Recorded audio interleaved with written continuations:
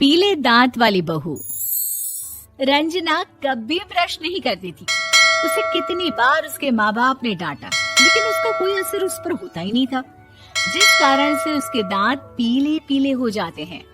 शादी के बाद। अरे बहू, वैसे तो तुझ में कोई कमी नहीं है, पर तेरे दांत इतने पीले कैसे हैं बेटा? कैसे मतलब? कोई सर्जरी थोड़ी ना कराई है। वो तो क्या नाम, मैं ब्रश नहीं करती थी तो पीले हो गए। अब क्या करूं? आप कहें तो लाल करवा लूं या फिर काले? यार ये क्या है, क्यों माँ से लड़ रही हो? लड़ रही हूँ? अरे मैं लड़ रही हूँ या ये बोल रही है कि दांत पीले हैं, पीले। अरे तपस्या थोड़ी ना की है इन्हें पीले करने के लिए। बकायदा ब्रश नहीं किया है 20 साल तक, तब जाकर। छी, कैसी बात कर रही हो?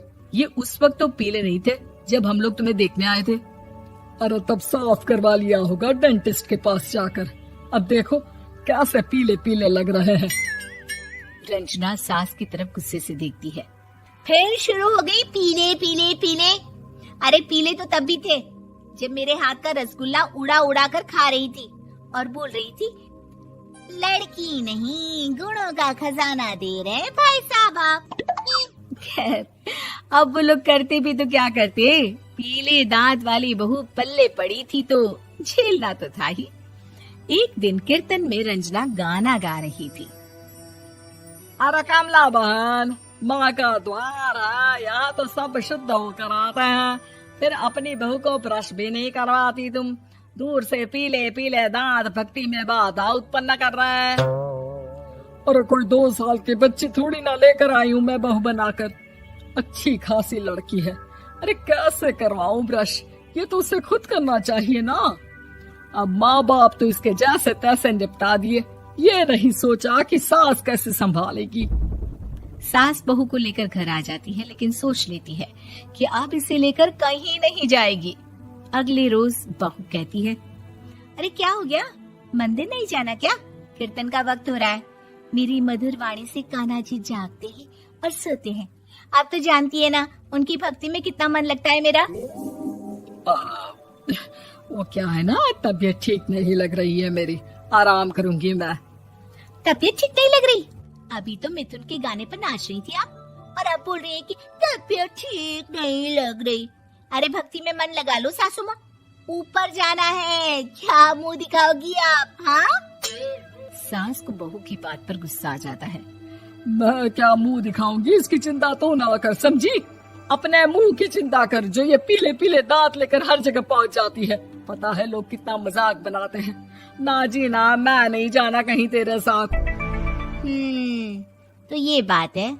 कोई ना, मत जाओ, मैं अपने कमरे में ही बैठकर भक्ति कर लूंगी। ऊपर वाला दांत थोड़ी ना देखता है, मन देखता है, भावना देखता है। और अरे बस बस, तू सब कुछ दिखा, बस ये सफेद चमकदार दांत ना दिखाना किसी को, है? जा यहाँ से। बहू को सास की बात का कोई फर्क नहीं पड़ता, वो तो जैसी थी वैसी ही रह जाती है।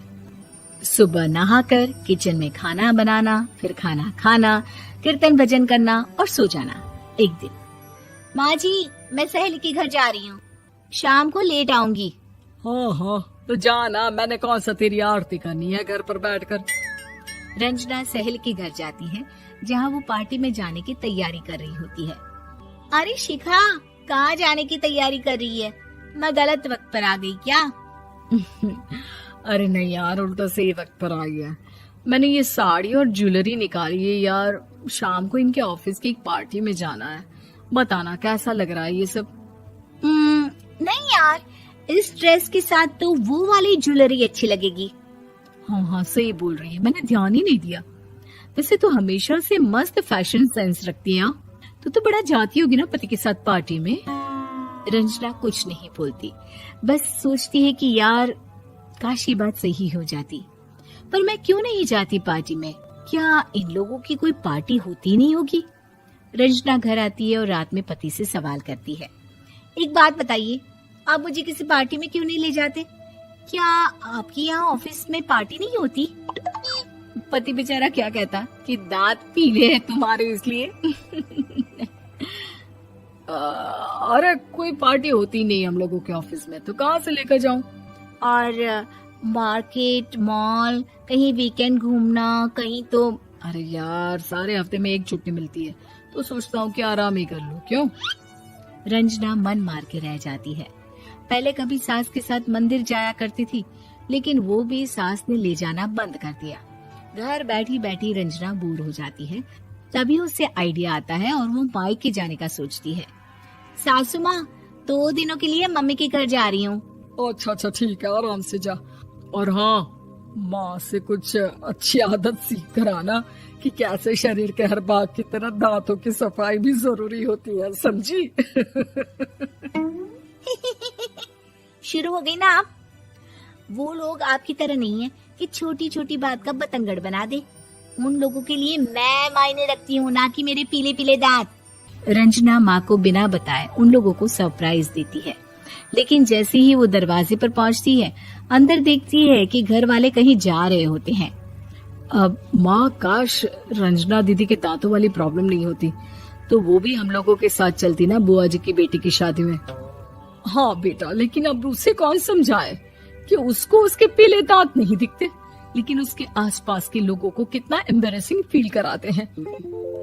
मुझे तो कितनी बार उसके स्कूल की टीचर ने शिकायत की कि उसके साथ कोई लड़की बैठना भी नहीं चाहती, और ना ही कॉलेज में कोई उससे बात करना चाहता था। लेकिन पता नहीं क्यों उसे ये बात समझ में ही नहीं आती। कोई कमी नहीं है उस लड़की में, बस यही कि दांत पीले हैं। वो तो भला हो जीजा जी और उनकी माँ का, जो दीदी को जैसी है वैसे ही रखा हुआ है। रंजना को अपने घर वालों की बात सुनकर बहुत दुख होता है। वो सोचती है कि वो क्या करे, लेकिन फिर वो सीधा डेंटिस्ट के पास जाती है, अपने दांत चमकाती है और कसम खाती है कि वो रोज ब्रश करेगी। अरे क्या हो गया? तुम तो 2 दिनों के लिए गई थी ना, पर कोई ना, अच्छा है, चलो आ गई तो। रंजना सास के सामने आकर खड़ी हो जाती है और पूरी स्माइल करती है, उसके चमकदार दांतों को दिखाती हुई। चले मंदिर। माँ, मुझे माफ कर दीजिए, मैंने आप लोगों को बहुत एम्बैरेसिंग फील करवाया। मैं आज से रोज ब्रश करूंगी।